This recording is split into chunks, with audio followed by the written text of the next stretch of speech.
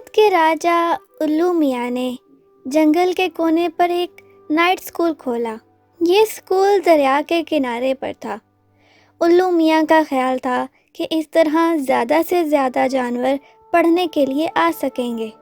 उन्हें पीने के पानी की सहूलत जो हासिल होगी। उल्लू मियाँ का नाइट स्कूल बड़ी कामयाबी से चल रहा था। जंगल के सभी जानवर जो दिन में शिकार करते थे और रात को उन्हें नींद नहीं आती थी, वो कुछ देर के लिए स्कूल में पढ़ने लिखने आ जाते थे। और सभी उल्लू के पास तो रात को बहुत सा टाइम होता है। एक दिन जंगल के सब जानवर बहुत खुश थे। नाइट स्कूल बहुत अच्छा जा रहा था। उल्लू मियाँ और बेगम उल्लू साहिबा ने खुशी के मौके पर एक ऐलान किया। ऐलान ये किया कि उनका बेटा लाला उल्लू इस स्कूल का नया इंचार्ज होगा, जो कि हाल ही में एक घने जंगल से पीएचडी करके आया है। सब ने खुशी खुशी तालियां बजाईं और अपनी अपनी आवाज़ों में खुशी का इजहार करने लगे।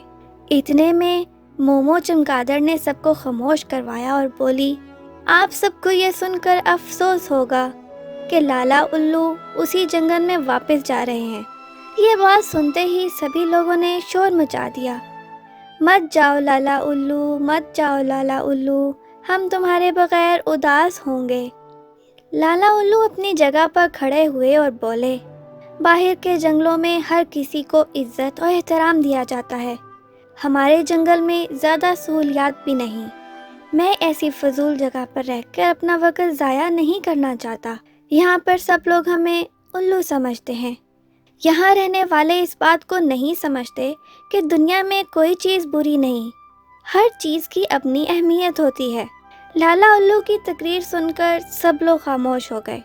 वो सब बहुत उदास थे। इतने में एक छोटा सा जुगनू चमक चमक उड़ने लगा। वो बोला, लाला उल्लू के फैसले पर मुझे बहुत अफसोस है। अगर मुझे स्कूल का नया इंचार्ज बना दिया जाए तो मुझे बहुत खुशी होगी। मैं बगैर किसी शर्त के स्कूल का नया इंचार्ज बनने के लिए तैयार हूँ। जुगनू की चमक पहले से ज़्यादा बढ़ गई थी। सब ने ज़ोर ज़ोर से तालियां बजाईं। उल्लू मियाँ और बेगम उल्लू साहिबा वो भी उठ खड़े हुए और तालियां बजाने लगे। लाला उल्लू को अपनी गलती का एहसास हो गया था। लाला उल्लू मुस्कुराते हुए जुगनू के पास गया और बड़े प्यार से बोला, मुझे जुगनू की प्यारी सी बात बेहद अच्छी लगी है। मैं भी जगमग जुगनू की तरह अपने जंगल में इल्म की रोशनी ज़रूर फैलाना चाहूँगा।